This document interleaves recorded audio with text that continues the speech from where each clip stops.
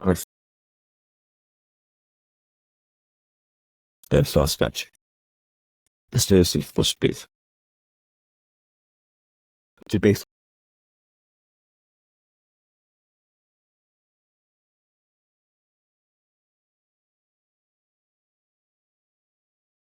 I've got is going to be so well expressing my emotions in court make me seem less credible. Depends who you talk to and depends what sort of emotions that you are. So leveraging emotional transparency to humanize your case, I think, is important.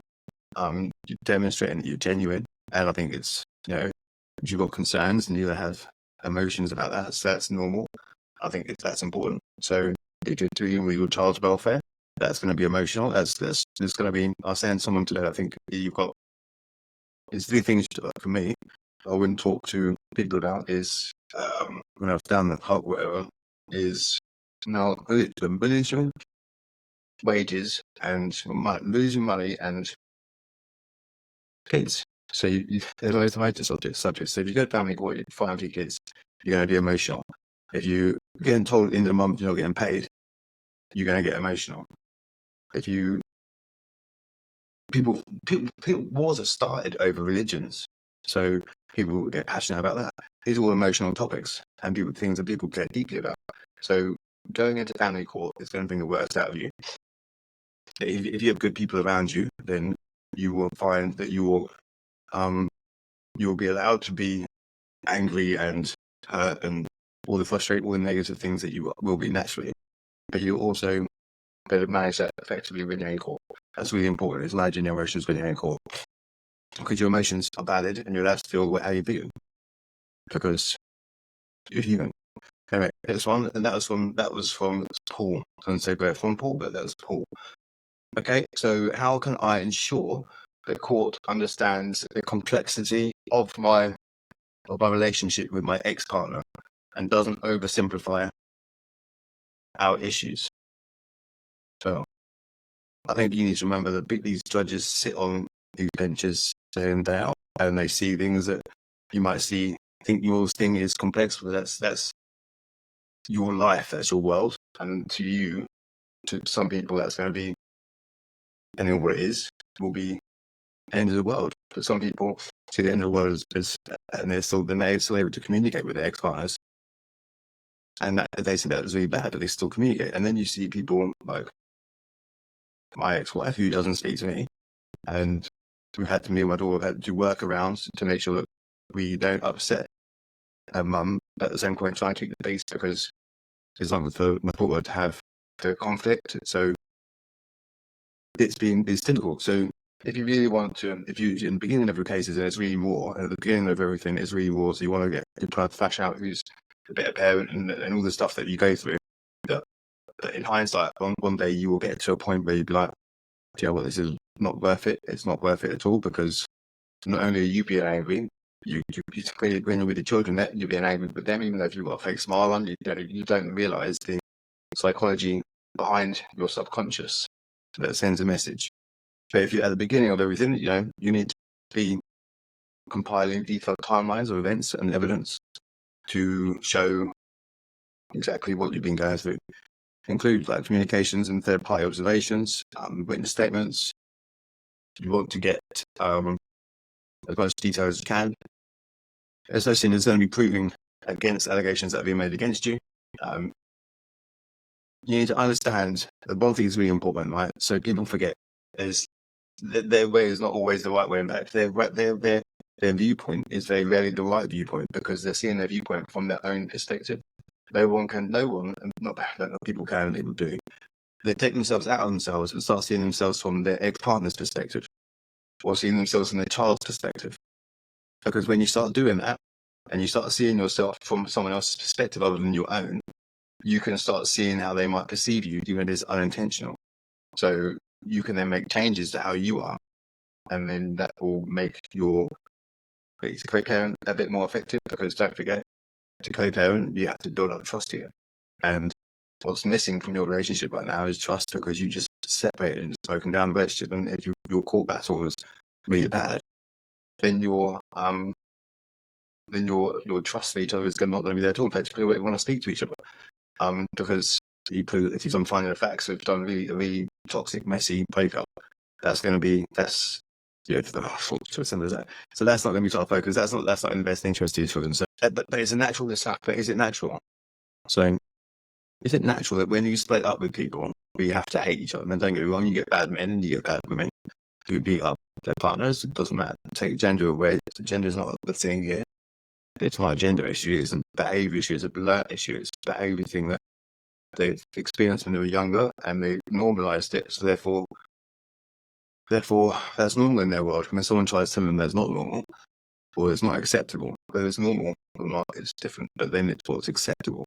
And then there's basic minimum needs that need to be met for children and surroundings, and that's getting a lot tougher, I'd say. That's it. People who experience things as children that grow into adults and then they get into positions of power, and then they change things for how they would want them to be. And that's what happens, generational changes, I suppose. Yeah. So, okay, that's what I'm going to do about that, but let's leave it. So what if the court views my defence as responses to allegations as aggression or guilt? Well, that could happen, yeah, because I say this to be quiet. So you've got to think, right? That's what I'm saying. You've got to think it's pretty sincerity. So you've got your perspective, how you view the relationship and how you see the relationship and how it's been and how it's played out and why it's ended and whose fault it is. And it's always going to be the other person's fault. She did this or he did that. And that's natural, that's normal, I suppose, if you look at society. But then if you look at how we teach our children, or we teach our children from that, as we teach our children that it's okay to be abused or be abusive to your ex-partner. It'd be okay to be abusive to kids, and they normally say you've got a daughter. That's how they are. It's my dad's favorite, so my mum that way, and therefore that's what I'm normal. That's what I have to accept. So then they naturally get into an abusive relationship, and that's what they'll attract naturally. And then boys will then turn into being abusive towards their partners because they'll perceive that to be normal and okay. Then we've got a society of people just beating each other up because people are getting their way. And then you've got the older people who are here now saying, oh, why is society like this? Why blah, blah, blah. And because nobody takes responsibility, everyone wants to point the finger at blame. They'll all blame somebody else. But it's actually them that actually created the society that we're living in because they didn't do the punishment or love or nurturing or whatever it might have been that children needed to evolve to get to be what we'd call, or as cool, I'd say, just to get through life without causing harm or hurt to other people. And that's not normal or easy because you can't please everybody all the time. You're not supposed to please everybody all the time. You're supposed to please yourself. But not in a nasty, narcissistic way, but in a way of respecting yourself and doing what makes you happy, because if you're happy, then naturally you're going to be happy to those around you. And then that's going to cause a nice environment and people are going to want to haunt you because you send out positive frequencies. So it's always important to do what makes you happy. Anyway, I don't know how I got to that. There you go. So, yeah, defensive responses to allegations being aggression. So basically, stop. People need what you feel like. But you stop trying to prove your not trying to prove your essence. So trying to justify your actions. So people now have to realize every single relationship has an element of abuse within it, and every single relationship has and this is what I'm saying. This is not no secret. So you've got a healthy amount of abuse, and you've got a toxic, unhealthy amount of abuse. Every single relationship has an element of coercive control inside it. Every element has, and anything can be turned into anything with the right manipulation and with the right solicitor, with the right judge. Anything can be turned into anything. So, for example, today we had yesterday, at that time of day is my house, so there was a normalization got dismissed, and that was brilliant. And we got assistance, and that was all good. And then the other day, it was what was it? I didn't get this, but it wouldn't even take an untaken.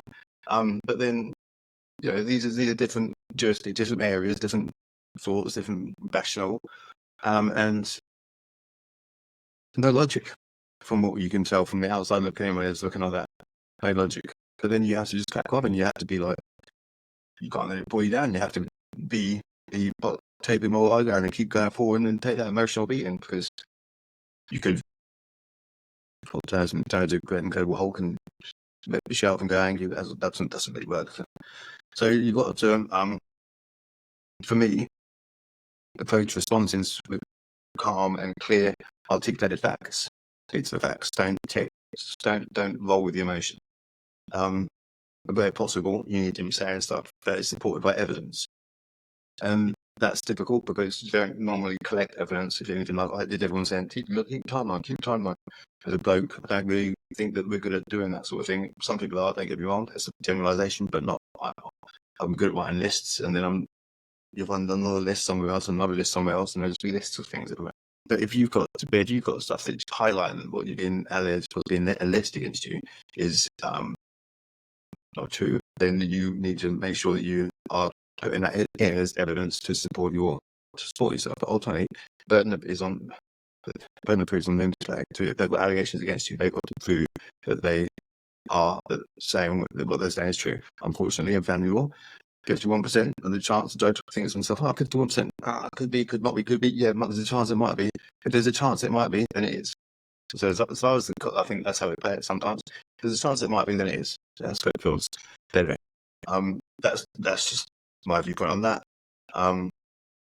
You've got to try and refute allegations without being defensive or aggressive, which is difficult because when you're being alleged stuff and you've got a solicitor banging on stuff at you, it's difficult not to be aggressive or defensive in itself. This one's from Michael in Chelmsford. Is grunting loudly necessary while lifting weights? Good question. Only if you want to communicate with ancient spirits from the past gym warriors, I suppose. I mean, there was such a thing. I don't really lift weights, so I wouldn't know if you grunted when necessarily is that it's necessarily to grunt. I don't know. That's a good question, though. I suppose it's like your tradition. If it makes you feel comfortable grunting and grunt, I suppose that's what I say about that. Talking about my car count as a personality trait? I'll say yes. I think so. Talking about your car, yeah, I'll say it does. Yeah, your car is the horse. It's steed. It's it's the horse of the modern age. It's like being a knight, but with no better horsepower. It's like being a knight with horsepower. But you're not a horse; it's your car. So yeah, and get attached to your career. Get attached to horses, and you could get attached to cars. So is it too much to wear sports jerseys to work? No, really. I don't think so. It's important to let everyone know that your loyalty lies with a specific team or a specific shirt. I don't really. If it makes you feel good, then go for it. Don't anyone judge you on what you want to wear, and as long as it's causing no harm to anybody else, well, you like. If it means wearing a sports shirt, then go for it. Okay. But that's good. So, Green Michelle, all right. Lack of familiarity with family law, legal terms, and court procedures be a disadvantage to you? No. It's absolutely not a disadvantage. Any disadvantage to you, right, is in terms of positive. So, why would it disadvantage if you don't know the processes and procedures? You can get away with much more. You like that. Obviously, there's people like me that can help you if you're out of family court and you need to know how you can do that. Stay in touch. How can I manage the emotional and mental toll of court process? Again, seeking support from people who offer support, mental health professionals, support groups for men.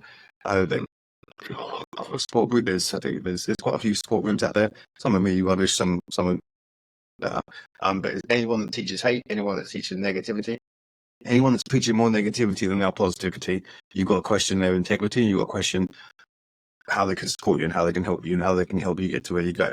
If it's just a bunch of negative people being negative for the sake of being negative and have nothing positive to say about anyone or anything, then if that's the environment that you want to sit in, then you sit in that environment. As long as you're unhappy by yourself or with others, then be unhappy by yourself with others. You have a choice to make. You've always got choices to make. What if my child is influenced to speak against me? That does happen. It's down to you, I believe, to make your relationship back with your child, and if that has happened, and that's going to take time.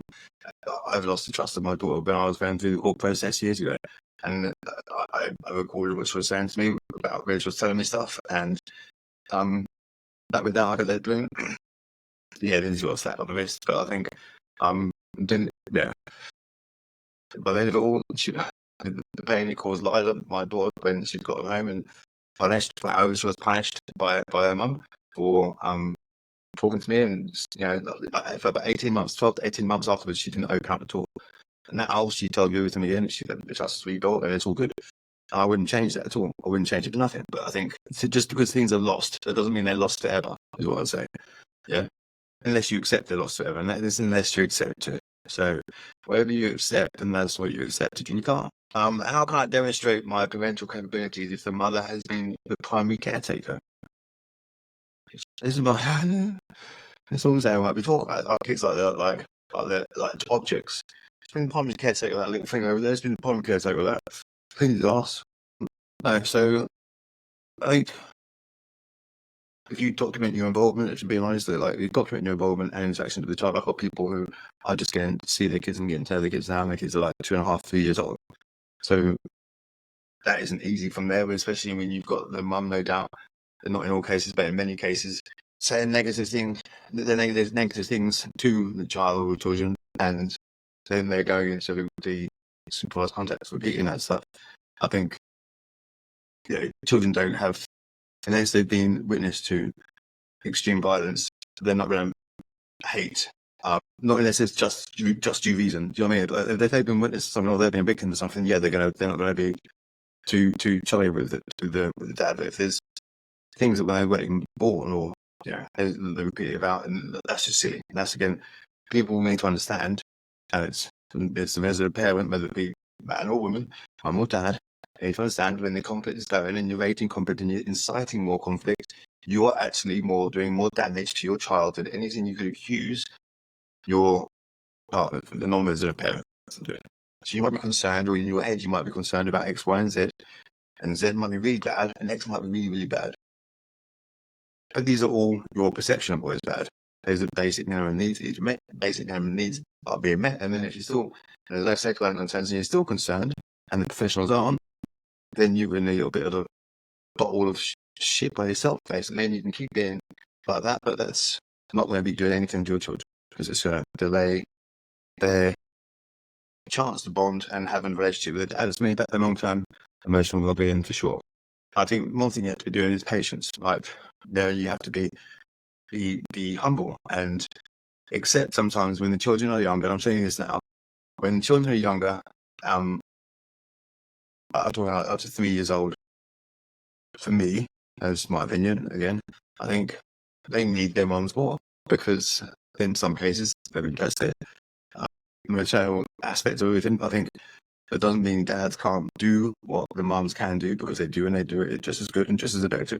But I think in the way of the world, I think, the idea you have mum and dad together, both nurturing and loving the child together. But in some cases, in many cases now, that doesn't always happen that way. But then what the parents need to do is they need to understand that they've brought life into this world, and they can choose whether or not they want to bring this life into the world and teach it negative stuff from the moment it's born, and negative things that come along with that. And so it's going to be a negative behavior, a negative life, a negative outlook. And then they're creating that, or they want their child to be happy, and they want their child to get the best out of things, so they can try and work collectively. If there's been no criminal charges being put against either party, then there's no safeguarding concerns. Both parties need to try and accept that there's never different parenting styles, different parenting standards, but they both put the one thing in common, which is the child that they produced, that they love, and they both are aware that they love that child, and they do different things differently, which is okay, which is cool, because everyone's different, and that's how the children form their own personalities and opinions and perspectives. Everything's just a moment in time. Just remember this: everything is a moment in time. I don't feel like it's a never-ending moment in time, but it's just a moment in time. Yes, it will do. It doesn't. It will. You need to accept that. You need to accept it and respect it, and go with it.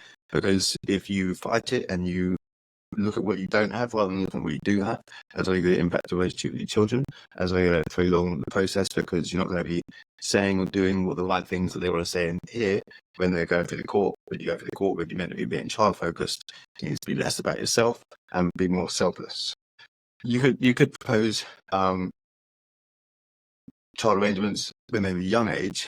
It's going to be at least like an hour. If you can get on with the mum, or both parties can get on with each other, at least an hour a day, all you actually really need. I think an hour a day of just starting contact with the non-resident parent would be enough. And that, as that evolves, as the child grows like that, grow, you get more time. But at that age, that's all you need. I've seen that a number of times now with people. So yeah, I know it's something we don't have, and that's what you really need from that stage. That's what I've seen, and the relationships grow to be just as good as any other relationship with a non-resident parent. Will my financial situation be used against me in determining my suitability as a parent? Depends. If you demonstrate like financial planning and stability through budgets and financial forecasts and really sort of anal stuff like that, I suppose, then you can reassure the court that you've got the ability to provide what your child needs. I don't think any court's really going to go on that unless it's really a big issue. Yeah, that's what I can say about that. What if the court's environment is inherently intimidating, affecting my ability to present my case effectively? Well, it is going to be. I don't know who you're trying to kid. I mean, of course it's going to be intimidating. Of course it's going to be nerve-wracking. It's an environment that no one necessarily wants to be in. In fact, you've been programmed ever since a young age to think that it's really, really scary and really, really bad, and that's all in your mind. It's all in your perception. So you have to see the world how you want to see it. But if you've been in the playground, we all have, to see these buildings with judges inside them that's all really scary and all really formal, as really, really scary places. Family courts should not be like that. Family courts should be a place where people go to for resolution and solution, and where people go to fix things rather than make things worse. So unfortunately, we've got solicitors, family law solicitors, that are really good at stirring shit and making the conflict 10 times worse. Why? Because they get rewarded on conflict. The higher the conflict, the more hours they have to work, the more emails they have to send, the more calls they have to take, the more time they have to spend in court, the more money they make. If they were rewarded with solutions in quicker times, if they were rewarded the same money but to get it done in quicker time, they would get it done in quicker time. But they don't, because they want people broken, and that's part of it. They're really, really ruthless people, and I don't know how someone can sleep at night, but that's just my opinion. So how you see the world is actually how you see the world is how you see the world, is what I'd say. If you need help with trying to see things that were differently, then give me a shout, because I'm quite good at helping people see the world less differently. See the world a lot differently, actually.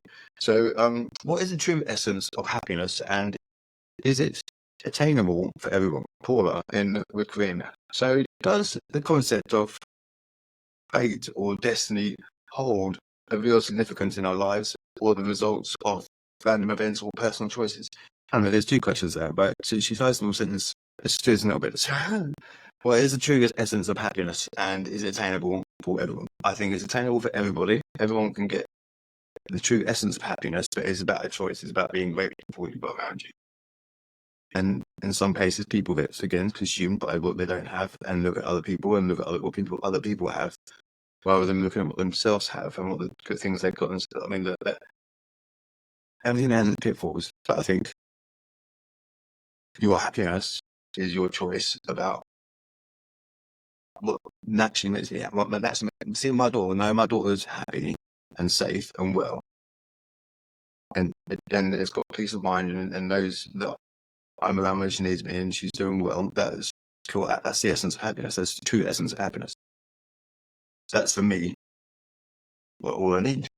To be seeing parents fix with their children. That's the true essence of happiness.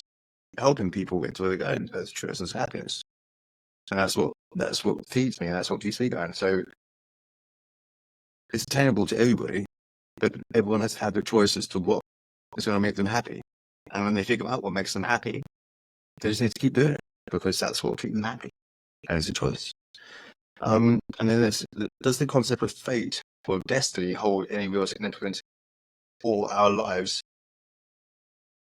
as a result that, does the concept of fate or destiny of our lives a result of random events and personal choices? So I think that everything is set up to be exactly how it needs to be. And everything is as a result of choices we make and events that lead us, and of the result of the choices that we make, it takes us to events that will teach us lessons and give us experiences. I think what you can experience in a life, the more you experience, whether it be traveling or whether it be taking drugs, mushrooms, I think the more you experience, the more you can live through, the more you can get through, the more valuable you are as a human being. You don't need to study shit at like school and universities. You do because society says you have to. But I think you can learn as much in today's world by yourself, and I've seen kids do it, and I see my daughter do it. I see myself do it. It's about self-education. I think people can learn as much as they want to, as much as they need to, as they want to, with the amount of information that's available to them now, that they choose what's the Taylor was saying. And I think that's your destiny is the concept of fate or destiny or any significance. If you're in control of it, we're in control of our future. I believe that. I'm in control of it. So I'm doing quite well. So in what way do our relationships with others define or influence our understanding of self? As deep and buried in those elements. So in what way do our relationships with others define or influence our understanding of self? I think our relationships with others define us through our own experiences. Because if we get hurt, then we're actually more defensive and not trust people around us. So if you are, and I think you need to accept that they're going to get hurt, that's life. That's life. Pain is temporary, suffering is a choice. Everyone's going to experience pain sometimes, but you can choose to suffer. And suffering is when you stay in the pain for longer than you need to. We're going to attend depression and all that other shit. Go to some hugging trees and do some other thing, put your shoes off and walk on the ground and walk on the grass. And that will help a lot. Anyway, what way do our relationships with others define our influence, our understanding of self? All the bad experiences that I've had within relationships have been how can I do it? They've taught me stuff. And because they've taught me stuff, and I can say I'm wise on the back of it. And I've learned a lot about myself on the back of it. So, it influences how I perceive life and how I trust other people, and if I'll ever choices you make when you get into relationships. I think it defines. It does our feelings, our relationship do define ourselves, and I think that's a whole deep conversation there that I didn't really expect that. Didn't see it at least.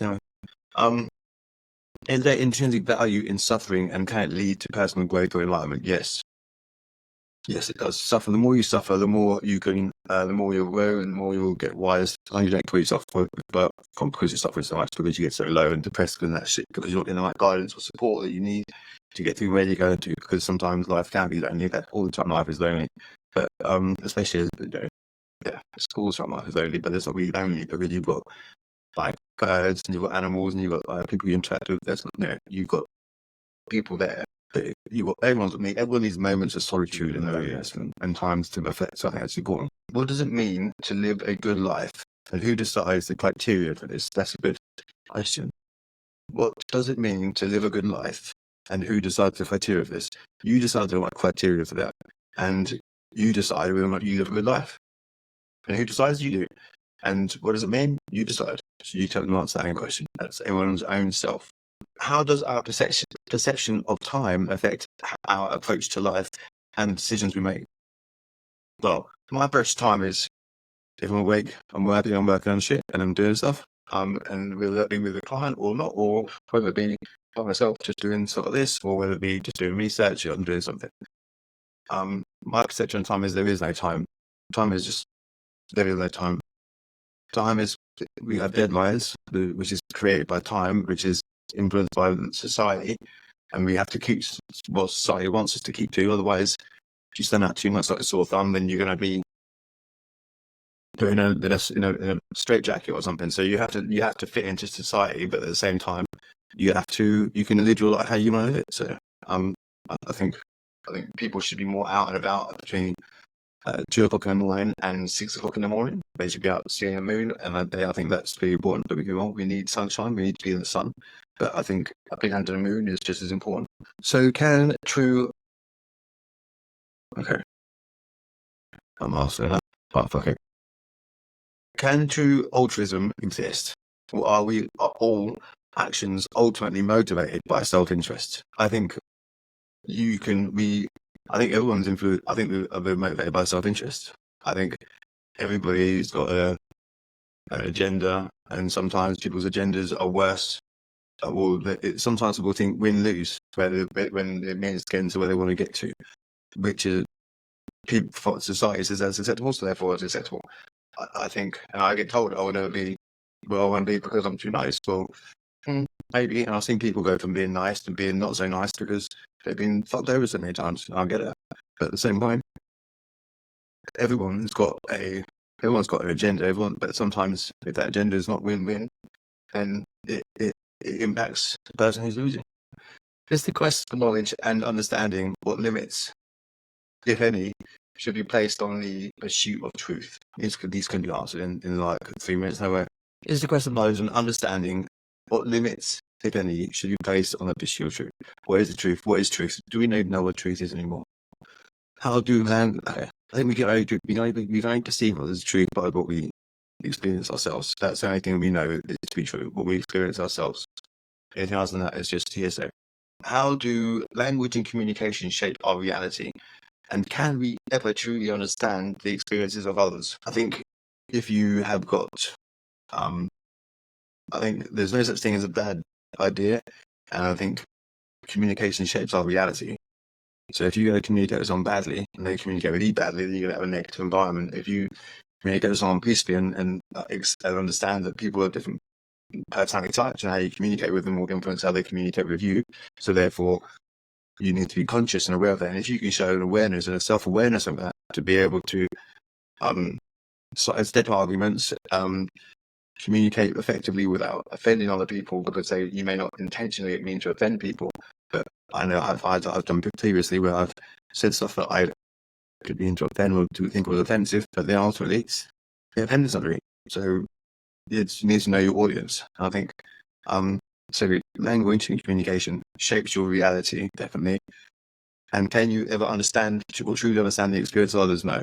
You can try and understand, you can try and put yourself in their shoes, and you can feel their pain to a certain degree. But I don't think you can ever really understand the experiences of others because you not experience it.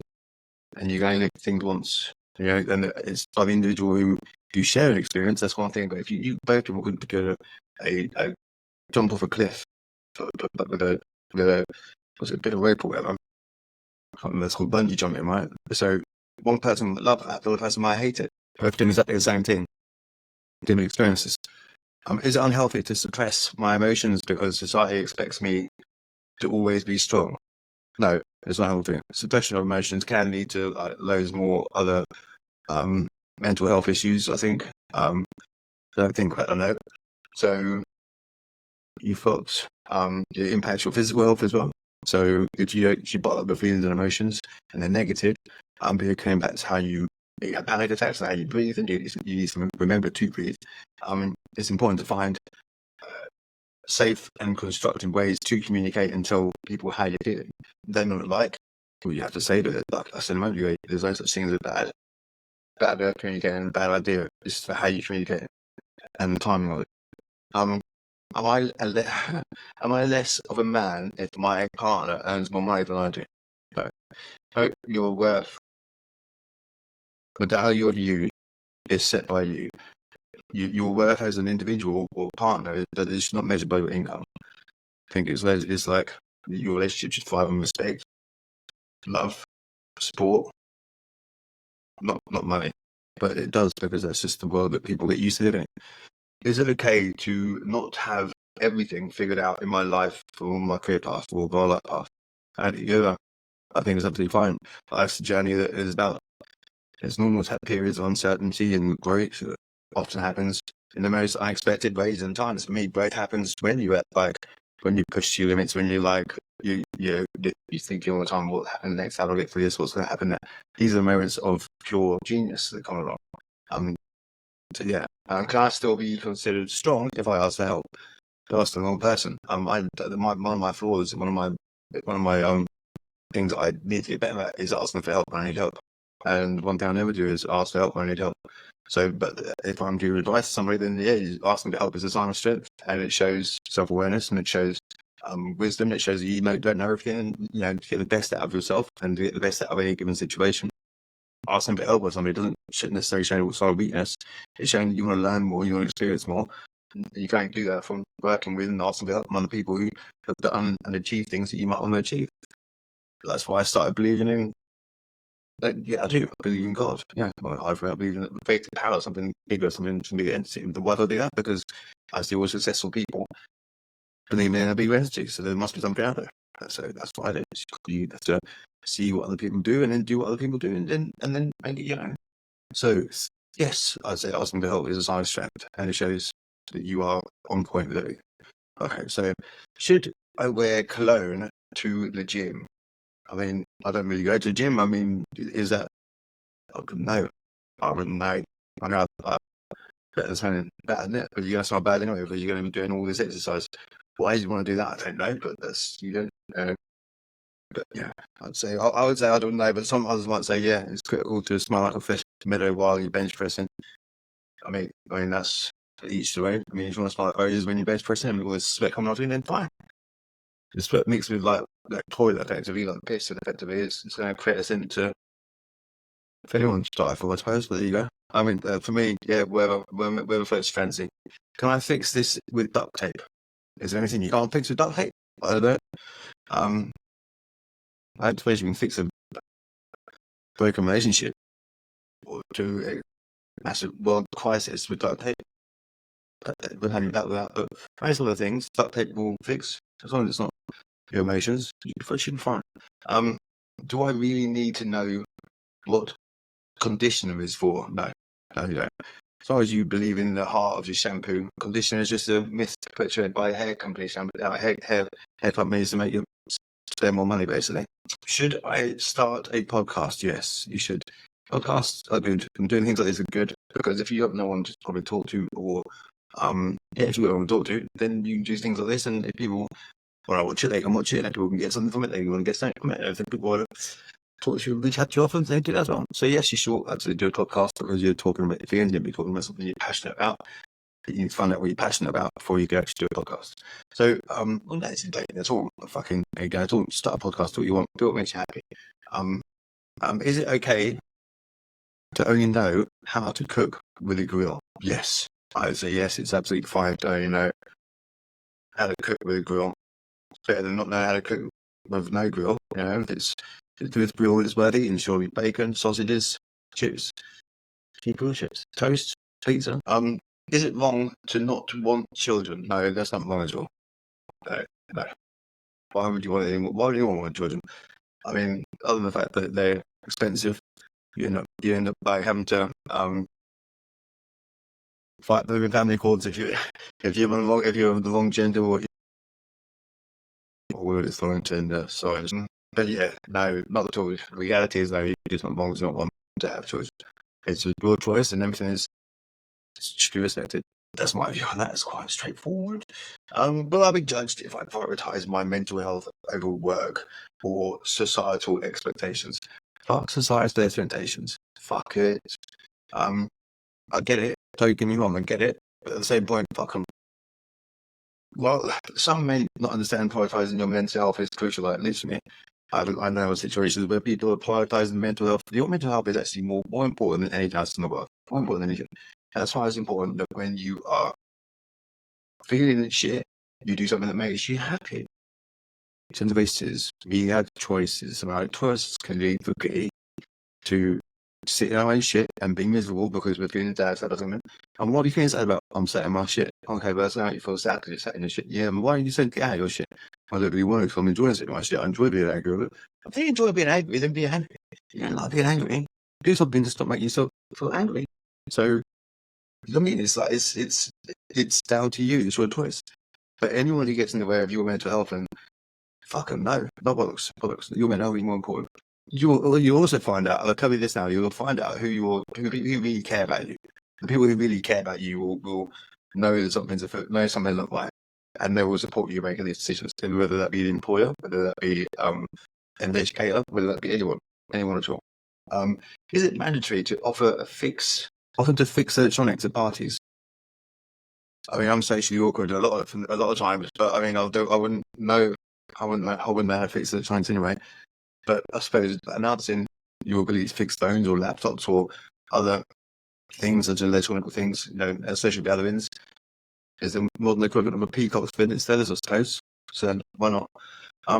Do I have too many trainers? I don't think you can ever have too many trainers, to be honest with you. Each pair of trainers should hold different. I mean, I don't have two pairs of trainers, but one day maybe I might have a different pair of trainers. The same pair of trainers every day of the week.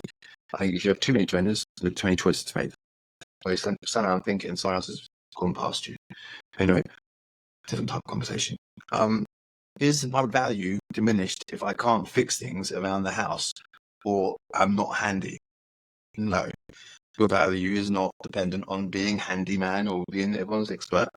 Everyone has their own strengths, everyone has their own weaknesses, everyone has opportunities. It's okay to learn and ask for help in each area that you're not familiar with. But no one's familiar with everything all the time. Can I admit to being scared of aging or death? Yes, of course you can. It's natural to have fears about aging and mortality. I think that's just what happens, isn't it? That's how it works. So these are universal concerns, and I think we grapple with these things all the time. But I think you just know that in your life is more important, and rather than worrying about the future, worrying about and thinking about the past and dreading like, oh, this happened, this some shit, it's all shit. Worry about the future. Live in the now, and worry about what's happening now and enjoy the now. Because if you only had now to worry about, which is all we really do have to worry about is now. And when you realise that the only thing you have to worry about is now, you realise it's not as painful as what your mind is telling you that it actually is. And when you get over that, and it's all different for everyone, but when you understand that, it's weird. So yeah, it's fine. So is it okay to feel overwhelmed by fatherhood and miss my freedom? Actually, yes. Like, fatherhood changes you. It changes you, man. It changes you because you find a purpose. Like, you could be floating around in for whole, literally, I was, literally just not caring in the world, doing whatever. And then a child comes along, you get in a relationship, and you produce a beautiful child, and no one gets, I don't believe anybody gets into relationships and has children on the basis that they're going to split up one day. No one does, because anything like me, you grew up with broken parents anyway. And I didn't get married or have a child with my ex-wife thinking, oh yeah, this is how it's going to be. She's not going to talk to me and blah, blah, blah. No one does that. And I know that if I'm hurt, and I'm hurt by that, and I remember how I was hurt when my parents separated when I was younger, and how that impacted us as a family, and the things that changed afterwards, and how much hate that they both had for each other afterwards. I know that impacted me, and I know that it's impacted my brothers. So it's like, I'm lucky because I got out after the training, but my brothers live my family, that's their normal. So while I respect that, it's absolutely okay to be overwhelmed by fatherhood, and then learn from your childhood my experiences, because I've done a lot of self-reflection every day, but I'm going deeper and deeper in. It's like, I made sacrifices that I made for Lila, and I make them daily for Lila because of how my personal experiences when I was a child. So I gave up my house and did all this stuff, all of it. And I'm floating around, like this hobo, to make sure my daughter's okay, to make sure that I'm there to pick up the pieces, to make sure that I'm there to be there for her when she needs me. And it's like, she's 16 now, so I've done that, and it's like, she's pretty much in my words now. When I was 16, when I was her age now, or about 3 months' time from now, I was looking after I'd drop out of sixth form and look after my family and make sure my brothers didn't go into foster care, make sure my little sister didn't go into foster care, make sure my other little brother didn't go into foster care. And I was looking after the house, I was working, and I've not worked ever since then. So it's like, that's all I know. But then I've sacrificed my own knowledge because I've committed too much of my life to corporate companies that didn't value me, but I felt valued because of my family dynamics. I didn't have a family, so Lila is my family. That's it. So she's my nice kid and that sort of stuff. So when you don't have a family, like when I was working for 3 years old, when I was a car phone back in the day, when car phone was good, Like you realize, you don't realize, like, I looked at him as my family. So that was my family, that was my thing. So now that's who moved out because felt like a family unit, and that's what you go for. So learning from your past experience, like the separation, that's really important. Follow that it does take time to adjust. Like this only is the best thing, especially if you can hang in there, because there's things I've hung in there, like, man, I could have given it up ages ago if it was like that. But I refused to. And I can see how I influence her by her grades at school, by the things that she says, by the things that she does, how she helps other people, all that stuff. That's my influence. And I say to people, I spent less than half her life with her. She's 16. I spent less than 8 years. If you look at the time that I spent with her over the years, it's less than half her life having quality time with her. So if I can have less than half of her life with her, then and have the good relationship I have with her, through respecting her boundaries, respecting what she said is the best way to live forward in terms of what she wanted with regards to her mum's situation and stuff, and me respecting that, even though it was difficult, putting her feelings and thoughts before my own is difficult, but when it works, when you do it and it works well. So you use a mixture of emotions, parent and father and other parent, it's a mixture of emotions as well. It doesn't mean that you love your family any less or anything like that. It shows you a human being. Role showing vulnerability made me less attractive in a relationship. Depends, because for me, people take advantage of your vulnerability, and I can tell you now that I will. The reason why I'm pretty single is because I attract a certain type of female that would be quite narcissistic and false.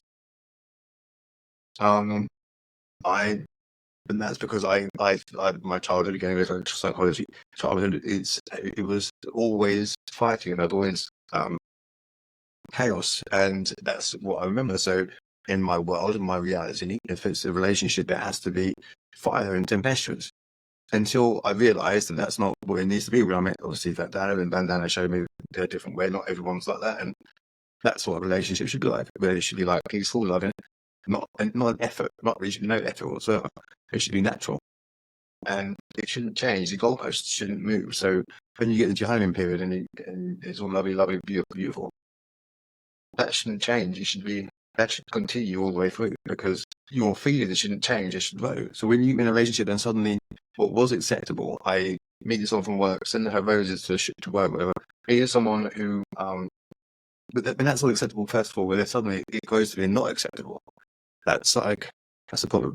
So when you think we're doing things that were shown as loving before, and suddenly they change it to not being loving anymore, then you've got issues, because something's changed, and you'd be asking what's changed, and if you can't recover that, because relationships only break down because of a breakdown of communication, and that's two people. It takes two people to get into a relationship, two people to make a relationship work, two people. You don't have to be enemies. You don't have to be enemies just because the relationship's over. You don't have to be enemies just because the relationship's over. And as a Christian, you're not seeing it with children. I understand, and I get it. Naturally, we feel that we have to show our sadness because you're missing our children, and it hurts. I mean, we feel like we're missing part of us, and they've taken away our purpose. Because that's what they do. We learn our children are our purpose. We have a different way of parenting to women. We do maybe let children get away with more, with more discipline, but in a much more different way. Everything we do when we're interacting with our kids is parenting in one form or another, educating in one way or another.